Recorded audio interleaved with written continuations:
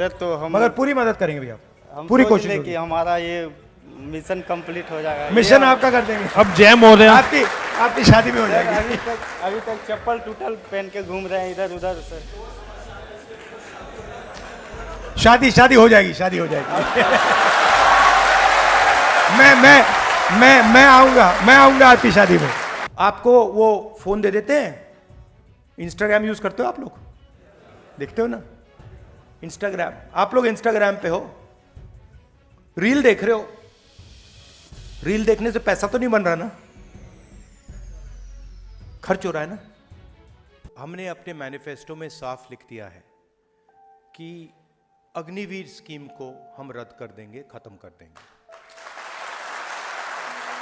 अब मैं जानता हूं कि आप ताली बजा रहे हो, बट आपका नुकसान तो हो गया है एक प्रकार से।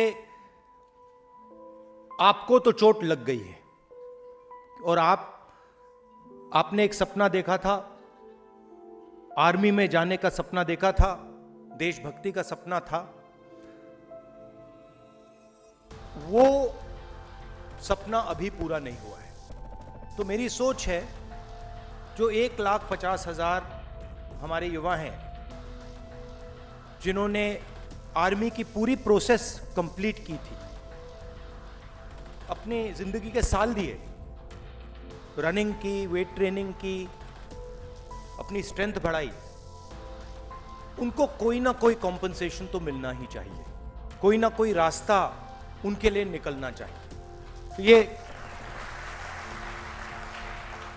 अब वो क्या रास्ता होगा, वो सरकार में आने के बाद हम उसको थोड़ा एनालाइज करेंगे। मगर मेरी सोच है कि ये जो 1,50,000 युवा हैं जिनको आर्मी ने एक्सेप्ट किया था,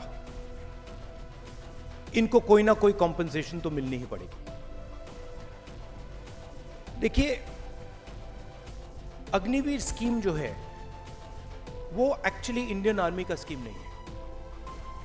जब हमने थोड़ी गहराई में पता लगाया तो जब ये स्कीम बनाया गया, ये स्कीम आर्मी के लोगों ने नहीं बनाया है।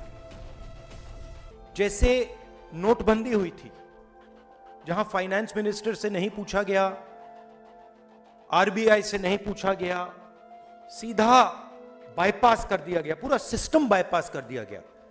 वैसे ही अग्निवीर स्कीम को बनाने में पूरा सिस्टम बाईपास कर दिया गया। यह प्रधानमंत्री के ऑफिस में डिसीजन लिया गया, एनएसए ने डिसीजन लिया, नेशनल सिक्योरिटी एडवाइजर ने डिसीजन लिया, आर्मी से नहीं पूछा, बाकी फोर्सेस से नहीं पूछा। तो एक गलती तो स्कीम है कि स्कीम ही गलत है, मगर दूसरी गलती यह भी है कि आपने ये स्कीम लागू किया, मगर जिन लोगों के लिए आप स्कीम बना रहे हो, ना आपने उनसे पूछा, ना आपने सेना से पूछा, ना आपने हिंदुस्तान के डिफेंस एस्टेब्लिशमेंट से पूछा। मतलब आपने पूरा का पूरा कॉन्स्टिट्यूशन, पूरा का पूरा सिस्टम बाईपास कर दिया। तो ये मेरे मुताबिक दो प्रॉब्लम्स हैं। अभी चुनाव हो रहा है और कॉन्स्टिट्यूशन पर, संविधान पर पूरी फुल अटैक किया जा रहा है। हिंदुस्तान में 15% दलितों की आबादी है, ठीक है, 8% आदिवासियों की है। आप जानते हो पिछड़े वर्ग के कितने लोग हैं हिंदुस्तान में? यहां पे पिछड़े वर्ग के लोग हैं ना, है ना? आप जानते हो आपकी आबादी कितनी है?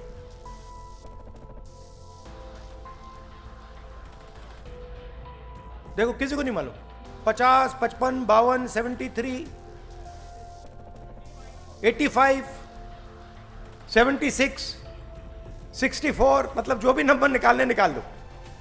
बट ये बहुत बड़ी प्रॉब्लम है, क्योंकि दलितों को मालूम है,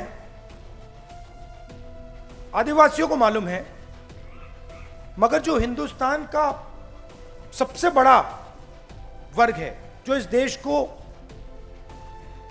बनाता है, चलाता है, उसको यही नहीं मालूम उसकी आबादी कितनी है। अब आप कहोगे तो क्या हुआ?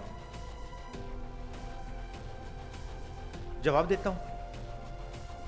आप नेशनल मीडिया देखिए, नेशनल मीडिया पूरा नैरेटिव बनाता है। मीडिया में आपको अग्निवीर के बारे में तो कुछ नहीं दिख रहा ना। मीडिया में आता है अग्निवीर? कहीं नहीं आता ना। 1,50,000 लोगों का नुकसान हुआ है, मगर कहीं नहीं आता। आपको मालूम है क्यों नहीं आता है? मीडिया आपका नहीं है। मीडिया में ना एक दलित है, ना एक आदिवासी है, ना एक पिछड़े वर्ग का व्यक्ति है, ना एक गरीब जनरल कास्ट का व्यक्ति है। 2-3% का मीडिया है, और जो हिंदुस्तान के बड़े बड़े अरबपति चाहते हैं वो मीडिया में आता है। तो मीडिया में आपकी कोई भागीदारी नहीं है, इसलिए आपकी आवाज कोई नहीं सुन रहा। आपका उसमें कोई है ही नहीं।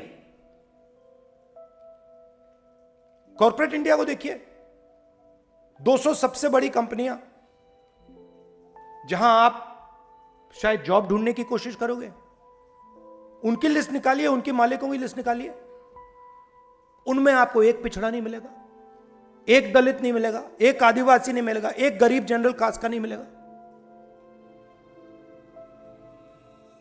अरबों रुपए उनको दिए जाते हैं। 16 लाख करोड़ रुपए उनका कर्जा माफ किया गया है। आप जीएसटी देते हो ना? जीएसटी देते हो ना? ये आपने शर्ट पहनी है, कितने की खरीदी आपने?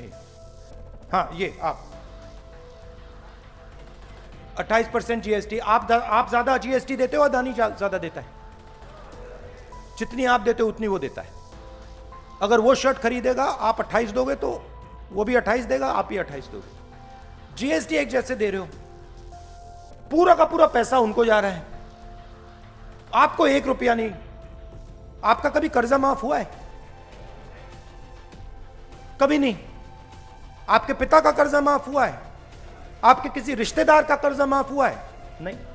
अदानी जी का 22 अरबपतियों का 16 लाख करोड़ रुपया माफ हुआ है।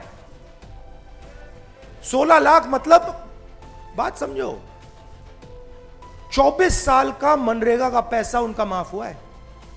अब मैं ये सवाल पूछ रहा हूं कि अगर उनका हो सकता है, तो ये जो युवा हैं, जो अग्निवीर के लिए मतलब लाइन लगा रहे हैं, सेना में जाने के लिए लाइन लगा रहे हैं, या शिक्षा में कॉलेज यूनिवर्सिटी में पढ़ रहे हैं, उनका क्यों नहीं हो रहा? मतलब आपकी क्या गलती है? आपने क्या किया? क्यों? क्योंकि आपकी भागीदारी नहीं है। आप ना मीडिया में हो, ना कॉर्पोरेट इंडिया में हो, ना स्कूल कॉलेजेस चलाते हो, ना सरकारें चलाते हो। आपको वो फोन दे देते हैं। इंस्टाग्राम यूज करते हो आप लोग? देखते हो ना इंस्टाग्राम? आप लोग इंस्टाग्राम पे हो, रील देख रहे हो। रील देखने से पैसा तो नहीं बन रहा ना, खर्च हो रहा है ना। आपको बड़ी बड़ी लंबी बातें बोली जाती हैं, मगर जो मेन इशू है, हिंदुस्तान का धन कितना है, कहां है, किसके हाथ में है, यह मेन सवाल है। जब आप अग्निवीर की बात कर रहे हो, आप यही तो कह रहे हो ना, जितना हमें धन पहले मिलना चाहिए था वो उतना नहीं मिल रहा। वही तो कह रहे हो ना? वही कह रहे हो कि भाई पेंशन नहीं मिल रही, कैंटीन नहीं मिल रही, शहीद का दर्जा नहीं मिल रही। आप अंत में बात पैसे की होती है। जब आप रिजर्वेशन की बात कर रहे हो, आप पैसे की बात कर रहे हो। भैया देखो, उसको नौकरी मिल गई, हमें नौकरी नहीं मिली, उसे पैसा मिल रहा, हमें पैसा नहीं मिल रहा। तो जाति जनगणना से पूरे देश को पता लग जाएगा कि हिंदुस्तान का धन कहां है, किसके हाथ में है, पिछड़ों के हाथ में कितना, दलितों के हाथ में कितना, गरीब जनरल कास्ट के हाथ में कितना, महिलाओं के हाथ में कितना, पूरा साफ हो जाएगा सबके साथ। उसके बाद न्यू पॉलिटिक्स शुरू होगी। उसके बाद ये स्टेज पे ऐसे कभी नहीं खड़े होंगे। अभी ये कह रहे हैं भैया मुझे नहीं मालूम, कब कहेंगे भैया मेरे 50% लोग हैं, मेरे 2% धन है, मुझे 50% धन चाहिए। सीधी सी बात होगी। तो ये हमारी सोच है। जाति जनगणना पहला कदम है, और ये सिर्फ जाति जनगणना नहीं होगा, ये इकोनॉमिक सर्वे होगा। मतलब हिंदुस्तान में धन जो है वो किसके हाथ में है, और हर संस्था का सर्वे होगा। देखिए, मैं आपको सीधा बता देता हूं, 90 अफसर हैं दिल्ली सरकार को चलाते हैं। 6 रुपए 10 पैसे 100 रुपए में से ओबीसी, दलित, आदिवासी निर्णय ले रहे हैं। क्यों? इनको कोने में कैसे बैठा रखा है? बताइए कैसे? इनमें कोई कमी तो नहीं है ना? आप में कोई कमी तो नहीं है ना? कोई कमी नहीं है। तो अगर कमी नहीं है तो ये आगे क्यों नहीं बढ़ रहे? हाँ, ताकत पता नहीं है। और एक और, एसीआर, एनुअल कॉन्फिडेंशियल रिपोर्ट, जिससे इनकी हत्या होती है। एसीआर जानते हो क्या होता है? ये देखो कैसे पॉलिटिकल लोग हो आप। बाबरिया जी, एसीआर क्या होता है? कॉन्फिडेंशियल रिपोर्ट होता है।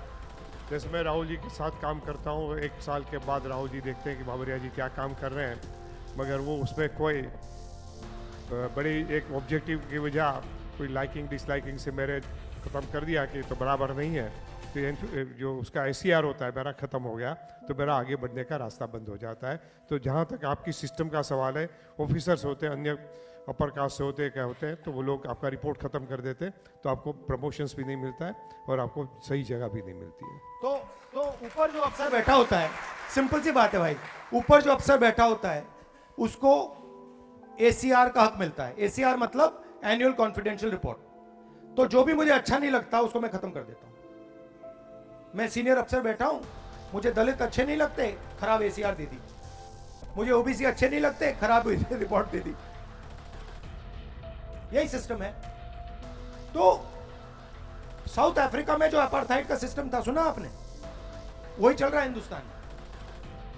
10% लोग, 5% लोग ने पूरा सिस्टम पकड़ रखा है, कैप्चर कर रखा है। और वो जो चोट लगी है आपको अग्निवीर की, वो उन्होंने मारी है। आप, अग्निवीर आया क्यों? आपको चोट लगी, मुझे बताओ अग्निवीर आया क्यों?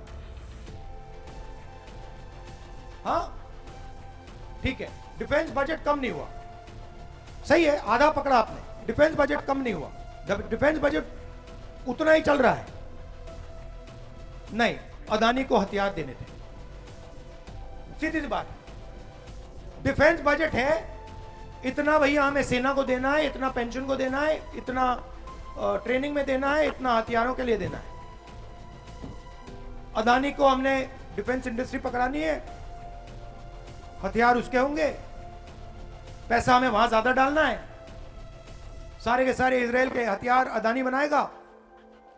इसीलिए अगर हम अदानी के लिए पैसा बना रहे हैं तो फिर